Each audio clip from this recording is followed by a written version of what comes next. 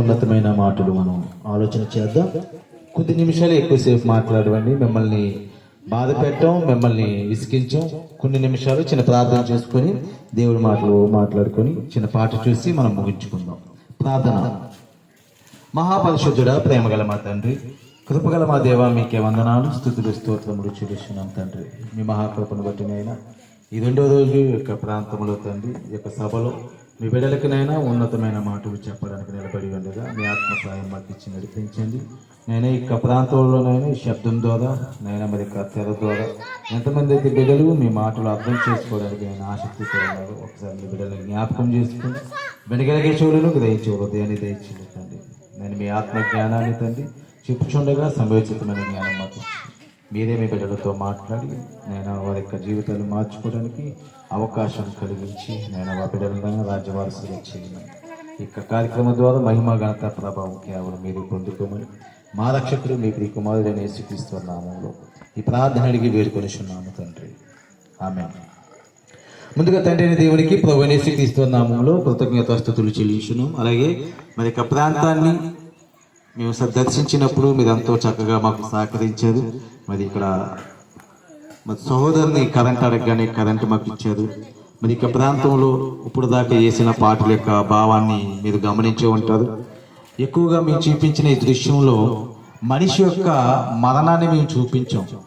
మనిషి ఏ క్షణాన ఈ లోకాన్ని విడిచి వెళ్ళిపోతాడో, మనిషి జీవితం తన యొక్క దేహంలో ఉన్న ఆత్మ ఎప్పుడైతే బయటకు వచ్చేస్తుందో అక్కడితో ముగిసిపోతున్నట్టుగా ప్రతి దృశ్యంలో మనం చూసాం. కాబట్టి మానవ జీవితం అనేది ఎంత విలువైనదో మీకు తెలియచేస్తూ, మనిషి అసలు ఎక్కడి నుండి వచ్చాడు, మనిషి ఎక్కడ తన జీవితం ప్రారంభించాడు, మనిషి యొక్క ముగింపు ఎక్కడ జరుగుతుంది, మరణంతోనే ముగించేస్తున్నాడా, పుట్టుకతో ఈ లోకంలో ప్రారంభమైన జీవితం మరణంతో ముగిసిపోతుందా? ఇదేనా మానవ జీవితం? ఈ మానవ జీవితం ఇంత చిన్న కాలానికి దేవుడు ఇంత ప్రకృతిని చేసి ఇంత విశ్వాన్ని నడిపిస్తూ మనిషికి చక్కటి జీవితాన్ని ఇచ్చాడంటారా? కాబట్టి కొన్ని మాటలు నేను మీకు తెలియచేస్తాను, చక్కగా ఆలోచన చేయండి. ప్రియమైన దేవుని వల్ల మనం ఈ లోకానికి వచ్చినప్పుడు మన యొక్క ఆత్మ ఈ లోకంలో జీవించాలి అంటే గనక దానికి ఒక ఆకారం కావాలి. ఏం కావాలి? ఆకారం. అంటే ఆకారం అనగా ఒక దేహం దీనికి కావాలి. ఈ దేహాన్ని మనముగా తెచ్చుకున్నామా? మన ప్రమేయం లేకుండానే ఈ దేహంతో ఈ లోకానికి మనం వచ్చామా? మీరే చెప్పండి. మీరు మీ కాళ్ళు, మీ చేతులు, మీ కళ్ళు, మీ ముక్కు, మీ పెదాలు, మీ పళ్ళు ఇవన్నీ మీరు చేసుకున్నారా? మీరు చేసుకోకుండానే ఇవన్నీ మీకు వచ్చినాయా? నేను చెప్పింది మీకు అర్థమైందా? మీరు ఇప్పుడు ఈ దేహంలో ఉన్నారు కదా, మీకు ఎలాగైతే కళ్ళు ఉన్నాయో నాకు అలాగే కళ్ళు ఉన్నాయి, మీకు ఎలాగైతే చేతులు ఉన్నాయో నాకు అలాగే చేతులు ఉన్నాయి, మీకు ఎలాగైతే కాళ్ళు ఉన్నాయో నాకు అలాగే కాళ్ళు ఉన్నాయి. అంటే మనందరికీ ఏమున్నాయి? శరీరాలు ఉన్నాయి. ఏమున్నాయి? శరీరాలు ఉన్నాయి. ఈ శరీరం ఉంది కదా, ఈ శరీరాన్ని మనమే చేసుకున్నామా అని నేను అడుగుతున్నాను. ఈ శరీరాన్ని మనం చేసుకున్నామా? ఈ చెయ్యి నేను చేసుకున్నానా? ఈ కాలు మీరు చేసుకున్నారా? ఈ కళ్ళు మీరు చేసుకున్నారా? లేదు. అంటే మనకు అందరికీ శరీరాలు ఉన్నాయి, కానీ ఈ శరీరాన్ని మనం చేసుకోలేదు. అవునా? కానీ మనకి కావాల్సినవన్నీ మనమే సంపాదించుకున్నాం కదా. ఇప్పుడు ఇల్లు కావాలి, మనం కట్టుకున్నామా? అదే ఉందా? మనమే కట్టుకున్నాం. ఆ ఇంట్లో ఫ్రిడ్జ్ కావాలి, మనం కొనుక్కున్నామా? అదే ఉందా? అంటే మనకు కావలసిన ప్రతిదీ మనం కొనుక్కుంటేనే వచ్చిందా? ఆలోచన చేయండి. మన కళ్ళ ముందు ఉన్నప్పుడు ఆ బండి కావాలి, ఆ బండి దానికి అదే ఉందా, లేకపోతే మనం కొనుక్కున్నామా? కొనుక్కున్నాం. మనకి ఏది కావాలన్నా మనం డబ్బులు ఇట్టి కొనుక్కుంటున్నాం, అప్పుడు అది మనదవుతుంది. కానీ మనం ఇది కొనుక్కోలేదు, ఇది మనం కొనుక్కోలేదు. మరి దేహం మనకి ఎలాగొచ్చింది? చెల్లి చక్కగా చెప్తుంది. ఎవరిచ్చారంట? దేవుడు ఇచ్చాడు. మరి దేవుడు ఇచ్చిన దేహాన్ని మనం ఎలా వాడుతున్నాం? ఒకడు పక్కింటి నుంచి ఏదో ఎరువు తీసుకొచ్చామండి, పక్కింటి నుంచి మనం మిక్సీ పాడైపోయింది అనుకోండి, అమ్మ ఒకసారి మిక్సీ వాడుకొని ఇచ్చేస్తానని తెచ్చుకున్నది అనుకోండి. ఆ మిక్సీ మీద వాడుతూ దాన్ని బద్దలు కూడా ఇస్తుంది మళ్ళీ పక్కింటి వాళ్ళకి. ఒక తెపాలు తెచ్చుకున్నది వాడుకోవడానికి, తెపాలకు సొట్టు ఇస్తుందా? ఎత్తే ఊరుకుంటారా? నేను నా మిక్సీ నీకు ఎలాగిచ్చానో నువ్వు అలాగే ఇవ్వాలి. నా వస్తువు నువ్వు ఎలా తీసుకున్నావో మళ్ళీ ఆ వస్తువు నాకు అలాగే ఇవ్వాలి. ఇవ్వకపోతే ఏం చేస్తాడు? మరి దేవుడు నీకు ఇచ్చిన దేహాన్ని మళ్ళా దేవుడికి అలాగే అప్పగిస్తున్నావా? దేవుడు నీకు ఈ దేహాన్ని ఇచ్చాడు కదా, మీరు ఇప్పుడే అన్నారు ఈ శరీరాన్ని మనం చేసుకోలేదు. మనం చేసుకున్నావా? లేదు. మరి ఈ శరీరాన్ని ఎవరు చేశాడంటే కనుక దేవుడే చేశాడు. అవునా? మరి దేవుడు మనకిచ్చిన ఈ శరీరాన్ని ఎలాగైతే దేవుడు ఇచ్చాడో అలాగే అప్పగిస్తున్నామా? ఈరోజు అలాగే బ్రతుకుతున్నామండి. తల్లి గర్భంలో నుండి మనం ఈ లోకానికి వచ్చినప్పుడు ఈ దేహం మనం తెచ్చుకున్నాం. ఈ దేహాన్ని తెచ్చుకున్నప్పుడు తల్లి గర్భం నుండి వచ్చినప్పుడు మనం పరిశుద్ధులుగా, యథార్థవంతులుగా, పాపము లేని వారిగా ఈ లోకానికి వచ్చి పవిత్రమైన దేహాన్ని ఈ లోకానికి తెచ్చుకున్నాం. కానీ ఇప్పుడు చూడండి, ఈ దేహంలో ఏమి నివసిస్తుంది అంటే గనక పాపం నివసిస్తుంది. ఎలాగా అంటే గనక ఇదిగో చూడండి, ఇప్పుడు దేవుడు తల్లి గర్భంలో మనకిచ్చిన ఈ దేహాన్ని ఇప్పుడు వ్యభిచారానికి ఇస్తున్నాం, త్రాగుడికి ఇస్తున్నాం, మత్తు పదార్థాలకు ఇస్తున్నాం. ఏంటి? ఈ యొక్క నోటితో ఎన్నో అనరాని మాట్లాడుతున్నాం, బూతులాడుతున్నాం. అవునా? అంటే ప్రతి అవయవాన్ని ఏదో ఒక పాపానికి మనం ఇచ్చామా లేదా? ఇచ్చామా? అంటే పుట్టినప్పుడే బూతులాడామా? శరీరాన్ని తల్లి గర్భంలో నుండి తెచ్చుకున్నప్పుడే తాగుతూ తెచ్చుకున్నామా? సిగరెట్ కాల్చిన తల్లి గర్భంలో నుండి వచ్చినప్పుడు మనకు అలవాటు ఉందా? అంటే లేదు. దేవుడు చక్కగా ఇచ్చిన ఈ దేహాన్ని ఈ లోకంలో చెడిపోయేలా మనం చేసుకున్నాం. మన దేహాన్ని మన ఆధీనం లేకుండా మన దేహాన్ని మన హస్తాలతో మనం ఏం చేస్తున్నాం? పాడు చేసుకుంటున్నాం. మన హస్తాలతో మనమే పాడు చేసుకున్నాం. అసలు ఈ దేహాన్ని ఇవ్వకముందు ఈ దేహాన్ని ఇవ్వడానికి దేవుడు నీ కోసం ఎంత కష్టపడ్డాడో చిన్న వీడియో మనం చూద్దామండి. అసలు ఈ దేహాన్ని మనం తల్లి గర్భంలో ధరించక ముందు మనం ఎలాగున్నామో అలాగున్న మనల్ని ఎలాంటి దేహాన్ని ఆయన మనకి తయారు చేసి పెట్టాడో చిన్న వీడియో క్లిప్పింగ్ మనం తెర మీద చూద్దాం. ఒకసారి ఏంటి తెర మీద చూద్దాం, ఒకసారి చూడండి.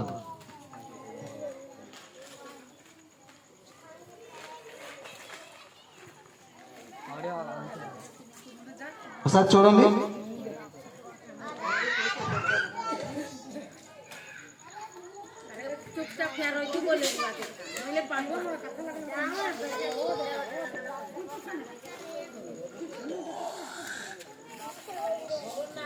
చూడండి, అక్కడ చూడండి, పురుగుల్లా కనబడుతుంది. చూడండి, చిన్న చిన్న పురుగుల్లా కనబడుతుంది. చూడండి, అయ్యో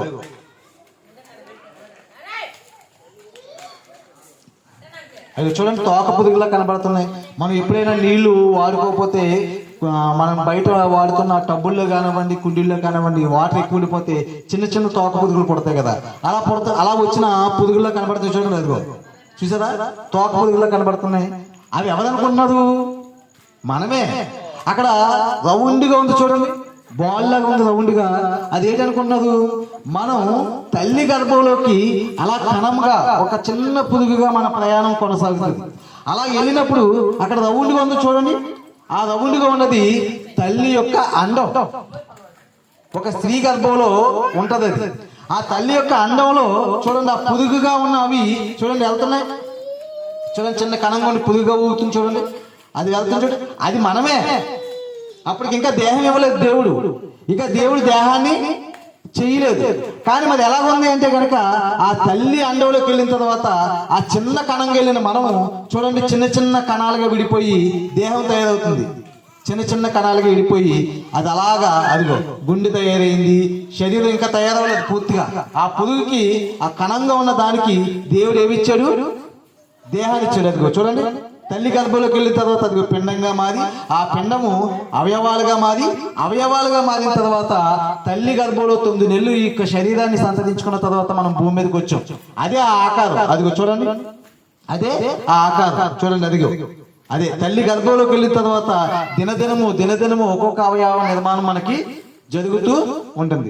చాలండి, అలా తల్లి గర్భంలో ఒక రూపాన్ని మనం తెచ్చుకున్నాం. ఆ రూపం రావాలంటే ముందుగా మనం పొదుగుగా చూసాం. చూడండి, ఆ పొదుగుగా ఉన్న కణాలు తండ్రిలోంచి కొన్ని వేల కోట్ల కణాలు తల్లిలోకి వెళ్తాయి.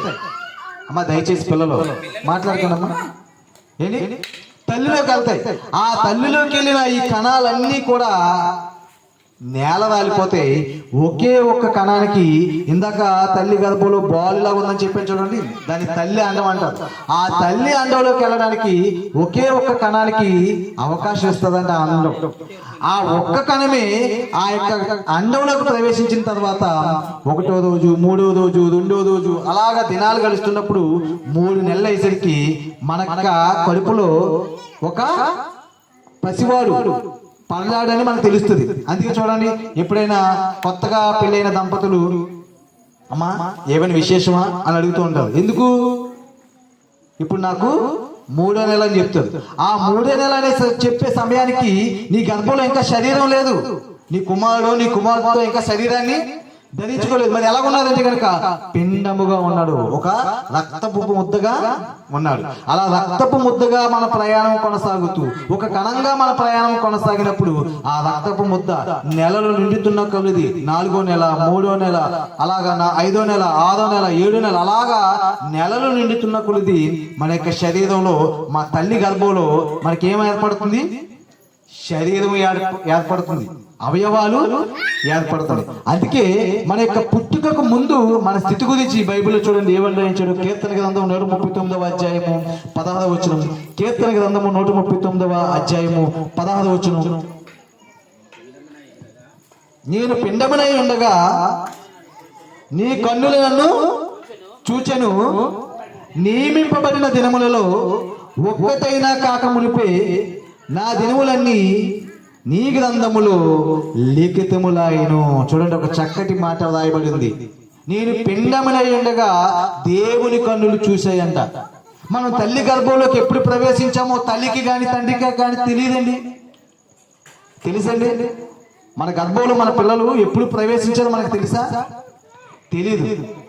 వాడు ఎప్పుడు ప్రవేశించాడో, ఎప్పుడు ఆకారాన్ని సంతరించుకున్నాడో, వాడికి కళ్ళు ఎప్పుడు పుట్టినాయో, వాడికి ఏళ్ళు ఎప్పుడు పుట్టినాయో, వాడికి శరీరం ఎప్పుడు వచ్చిందో, ఈ శరీరం లోపల ఉన్న అవయవాలు ఎప్పుడు వచ్చినాయో, వాడికి కాళ్ళు చేతులు ఎప్పుడు వచ్చినాయో మనకు తెలియదు.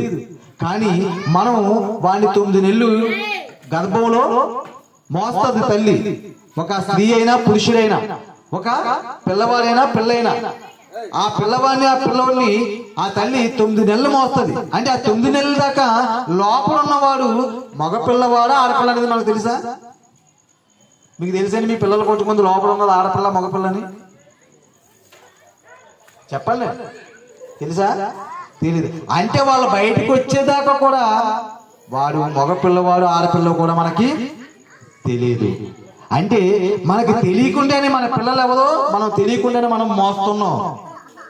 వాళ్ళు బయటకు వచ్చిన తర్వాత ఉదయం నీకు ఆడపిల్ల పుట్టిందిరా, ఉదయం నీకు మగపిల్లాడు పుట్టాడురా అని మనం ఆనందపడుతున్నాం. కానీ ఆ మగపిల్లవాడినైనా ఆడపిల్లనైనా తల్లి గర్భంలో 9 నెలలు నిర్మించిన వాడు ఎవడో తెలుసా? దేవుడండి. నేను పిండమునై ఉండగా నీ కన్నులు నన్ను చూచెను, నియమింపబడిన దినములలో ఒక్కటైనా కాక మునిపే నా దినములన్నీ నీ గ్రంథములో వ్రాసుకున్నాయి. నియమింపబడిన దినములంటే ఈ భూమి మీదకి ఈ శరీరాన్ని ధరించుకొని వచ్చి మనం ఎన్ని రోజులు బ్రతకాలో, ఎన్ని సంవత్సరాలు బ్రతకాలో, ఏ గడియను మళ్ళా ఈ దేహాన్ని విడిచిపెట్టి వెళ్ళాలో నియమించాడంటే దేవుడు ఇన్ని దినాలని. మనం నియమించుకుంటాం కదా, మనం కూడా నియమించుకుంటాం. ఈ ఇల్లు కట్టాలంటే ఒక 3 నెలలు కట్టాలి, దానికి ఒక టైము. ఎందుకు? 3 నెలలు ఇల్లు పూర్తి చేస్తే నీ డబ్బులు నీకు ఇచ్చేస్తాం. లేదంటే పలానా ఏ పని చేసినా దానికి మనం ఏం నియమించుకుంటాం? సమయాన్ని నియమించుకుంటాం. పొద్దున్న 8ంటికి పనికి వెళ్తారు, సాయంత్రం 6ంటికి 5ంటికి పని ముగించేస్తారు. మనం సమయాన్ని ఎలాగైతే ముగించుకున్నామో దేవుడు మనకి శరీరాన్ని ఇవ్వకముందే మనకి ఇన్ని దినాలు భూమి మీదని నియమించేశాడంట.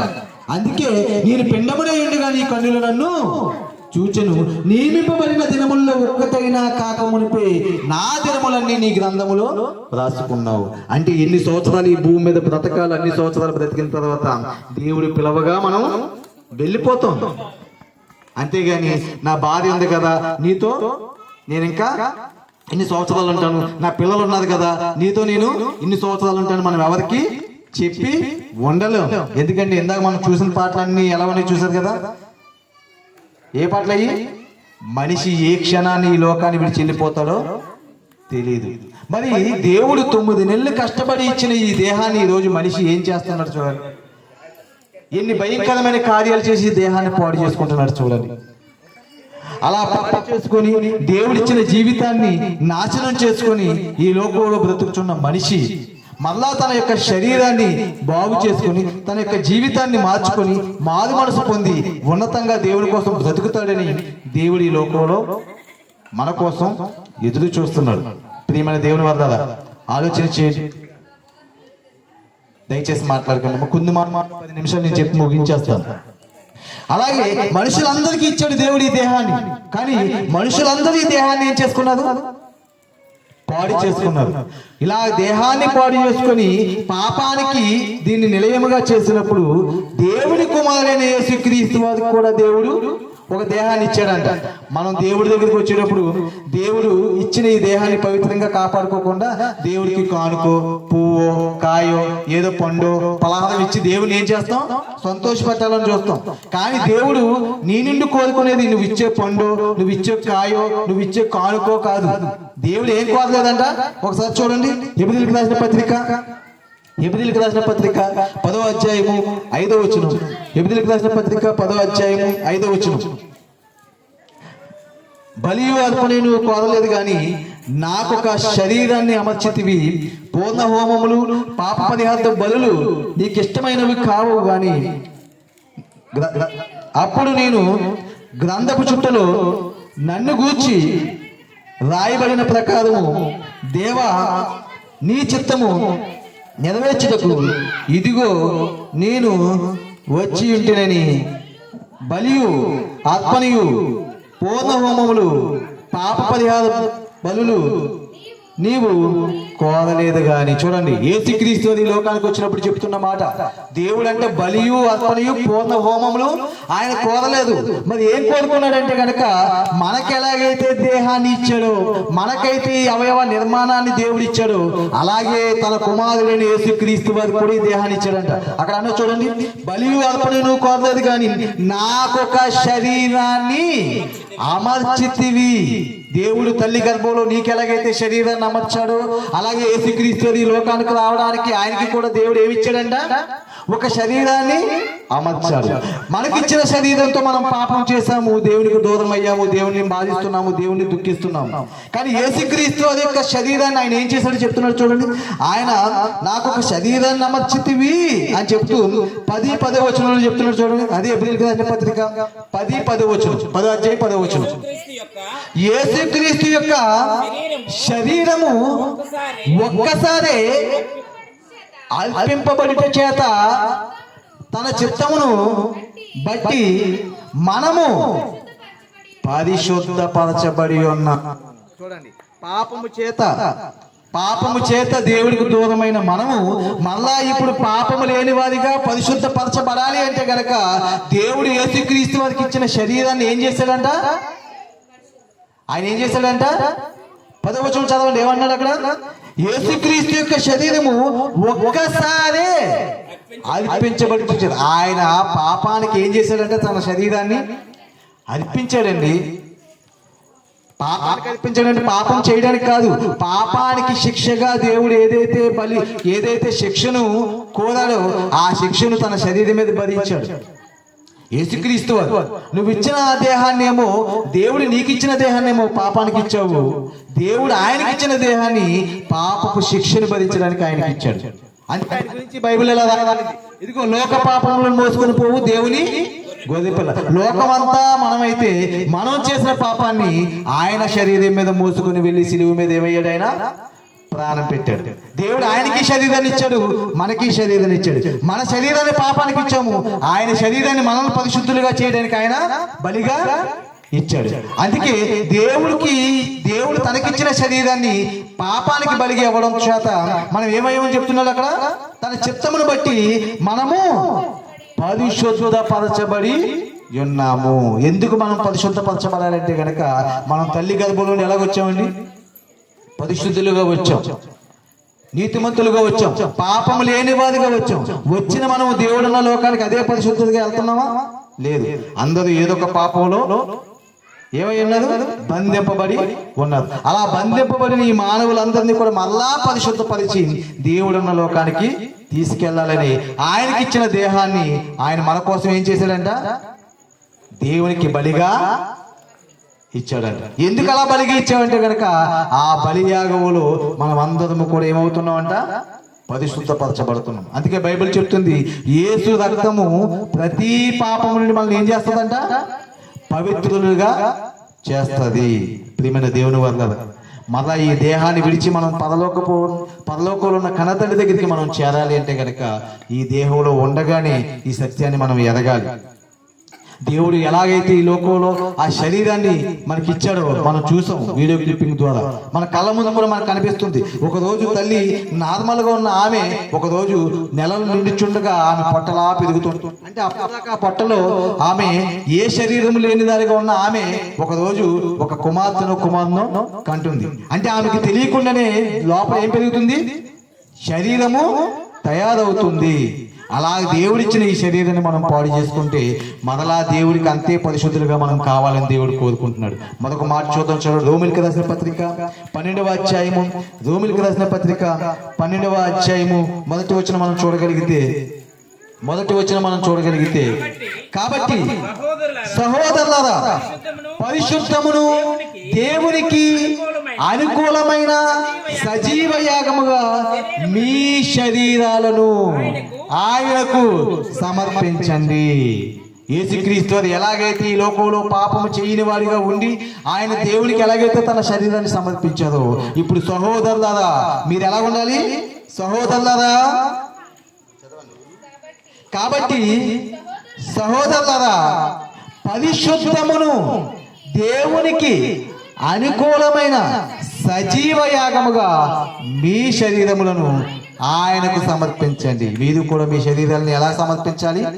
పరిశుద్ధముగా, సజీవముగా ఆయనకు సమర్పించాలి. మరి పరిశుద్ధంగా మన శరీరాన్ని సమర్పించాలంటే గనక యేసుక్రీస్తు వారి యొక్క రక్తమే మనల్ని ఏం చేస్తుంది?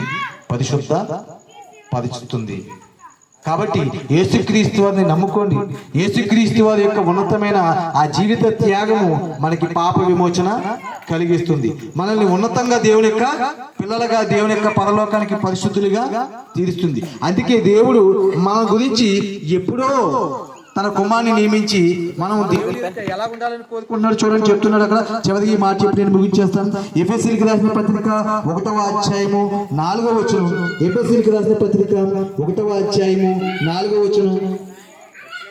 ఎట్లనగా తన ప్రియులందు తాను ఉచితముగా మనకు అనుగ్రహించిన తన కృపామహిమకు కీర్తి కలిగినట్లు తన చిత్త ప్రకారమైన దయా సంకల్పము చొప్పున చూడండి, యేసుక్రీస్తు ద్వారా తమకు కుమారులుగా స్వీకరించుటకై మనలను ముందుగా తన కోసము నిర్ణయించుకొని మనము తన ఎదుట పరిశుద్ధులమును నిర్దోషులమునై ఉండవలనని జగత్తు పునాది వేయబడక మునిపే ప్రేమ చేత ఆయన క్రీస్తులో మనలను ఎలా ఉండాలని కోరుకుంటున్నాడంటే దేవుడు మనల్ని తన ఎదుట పరిశుద్ధులుగాను నిర్దోషులుగాను ఉండాలని క్రీస్తు చేత మనం ఏం చేసుకున్నాడంట?